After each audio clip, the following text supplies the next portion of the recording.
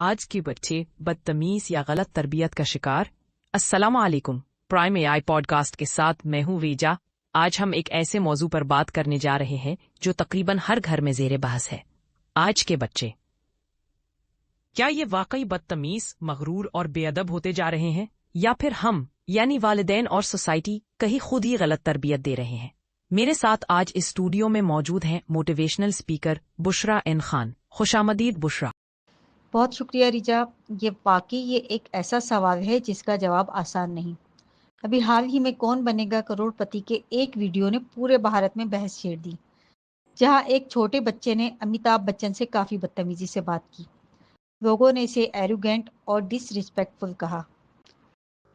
हत्ता कि कुछ ने तो इसके वालिदैन तक को मोरिद इल्जाम ठहरा दिया कि अगर वालिदैन बच्चों को ह्यूमिलिटी और मैनर्स ना सिखाएं तो यही बच्चे ओवर कॉन्फिडेंट हो जाते हैं। बिल्कुल, और यही सवाल अब सबके जहन में है कि क्या वाकई नई नस्ल के बच्चे पहले के मुकाबले में ज्यादा बिगड़ गए हैं? क्या हम एक वूड जेनरेशन देख रहे हैं? देखो रिचा, सोशल साइकोलॉजी में एक दिलचस्प कॉन्सेप्ट है जिसे किड्स दीस डेज इफेक्ट कहा जाता है।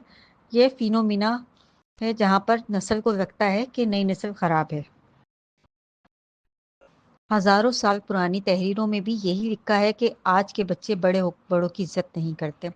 हत्ता कि अरस्तु ने भी यही कहा था, यानी हर जमाने के बड़े यही कहते आए हैं, जब हम तुम्हारी उम्र के थे तो हम अदब वाले, मेहनती थी और तुमसे बेहतर थे। और जैसे हमारे घरों में अक्सर यही सुनने को मिलता है ना। और यही सवाल अब सबके जहन में है कि क्या वाकई नई नस्ल के बच्चे पहले के मुकाबले में ज्यादा बिगड़ गए हैं? लेकिन सच ये है कि हर नस्ल को लगता है इसके बचपन वाली दुनिया बेहतर थी। असल में ये एक मेमोरी इल्यूजन है जिसे हम माजी को गोल्डन एज समझ लेते हैं। फिर भी ये मानना पड़ेगा कि आज के बच्चों के रवैयों में कुछ न कुछ तब्दीली जरूर आई है। सोशल मीडिया पर ऐसी वीडियोस आम हैं जहां बच्चे बड़ों से बदतमीजी करते हैं या फिर किसी के कहने पर रद्द अमल में गुस्ताखी दिखाते हैं। आखिर ऐसा क्यों हो रहा है? वो सवाल बहुत अहम है। दरअसल इसके कई नफ्सियाती और माशरती असबाब हैं। सबसे पहला, डेवलपमेंटल साइकोलॉजी के मुताबिक छोटे बच्चों में अपनी सलाहियतों को सही तौर पर जांचने की सलाहियत नहीं होती। इन्हें लगता है कि वो सब कुछ जानते हैं। ये ओवर कॉन्फिडेंट, बाज़ औक़ात एरोगेंट की शक्ल इख्तियार कर लेता है। तो मतलब वो मगरूर नहीं होते, बस अंडरस्टैंडिंग डेवलप नहीं हुई होती। बिल्कुल, मगर इसके अलावा एक और बड़ी वजह है सिक्स पॉकेट सिंड्रोम। आजकल एक बच्चा, इस पर 6 लोगों की तवज्जो, 2 वालिदैन, 2 दादा, 2 नाना नानी, यानी एक बच्चा लेकिन 6 जेबें इसके लिए खर्च करने को तैयार। ऐसे में बच्चा ये समझने लगता है कि दुनिया इसके गिर्द घूमती है।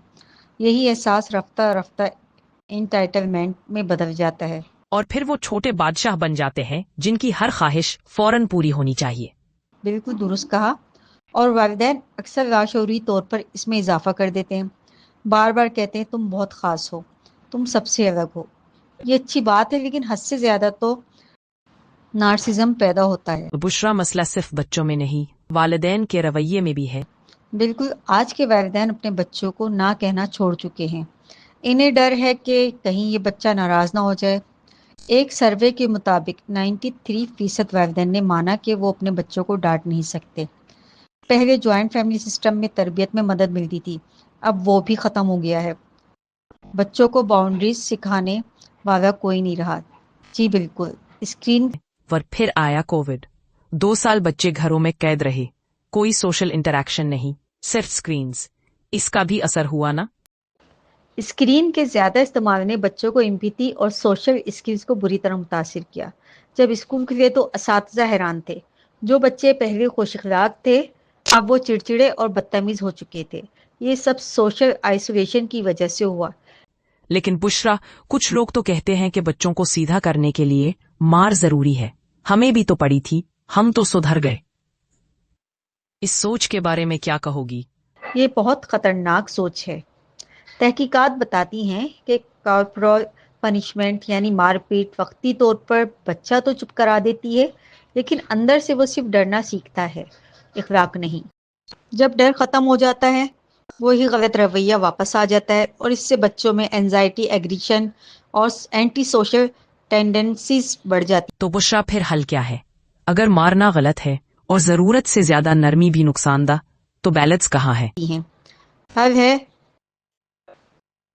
آتھوریٹیو پیرنٹنگ نے بہت سختی نہ بہت نرمی، محبت بھی اور اصول بھی۔ والدین خود وہی رویہ دکھائیں جو اپنے بچوں میں دیکھنا چاہتے ہیں۔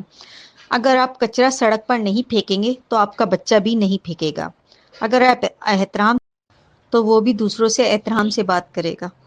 یعنی تربیت مار سے نہیں، مثال سے ہوتی ہے۔ بالکل، اور جب بچہ کوئی غلطی کرے تو غصہ نہیں، منطق سے سمجھاؤ یہ غلط کیوں ہے، اس کے نتائج کیا ہوں گے۔ بار بار سمجھانے سے بچے سیکھ جاتے ہیں، لیکن اگر والدین برداشت کھو بیٹھیں تو تربیت نہیں، صرف خوف رہ جاتا ہے۔ کیا خوب کہا تم نے بشرا، واقعی نئی نسل بدتمیز نہیں، بس انہیں سمجھانے کے لیے ہمیں خود سمجھدار بننا ہوگا۔ کاش ہم سب یہ سمجھ جائیں۔ ہم بچوں کو چیزیں خرید کر دے دیتے ہیں لیکن وقت نہیں دیتے۔ ہم انہیں بہترین اسکول میں داخل کراتے ہیں مگر ان کے جذبات نہیں سنتے۔ پھر وہ کسی یوٹیوبر سے سیکھنے لگتے ہیں کہ زندگی کیسے گزارنی ہے، اور جب وہ یوٹیوبر بدتمیز ہو تو ہم حیران ہوتے ہیں کہ ہمارا بچہ ایسا کیوں بن گیا۔ یہ دور انفارمیشن کا ہے لیکن تربیت کی کمی کا بھی۔ اب بچے صرف اپنے والدین سے نہیں، پورے انٹرنیٹ سے سیکھ رہے ہیں، اور اگر والدین ان کے ساتھ وقت نہیں گزاریں گے تو وہ کسی اور سے اثر لیں گے، چاہے وہ ٹک ٹاکر ہو، گیمر ہو یا کوئی انفلوئنسر۔ تو حل یہ نہیں کہ بچوں پر پابندیاں لگائی جائیں، بلکہ ان سے بات کی جائے۔ انہیں بچوں کی طرح نہیں، انسان کی طرح سنا جائے۔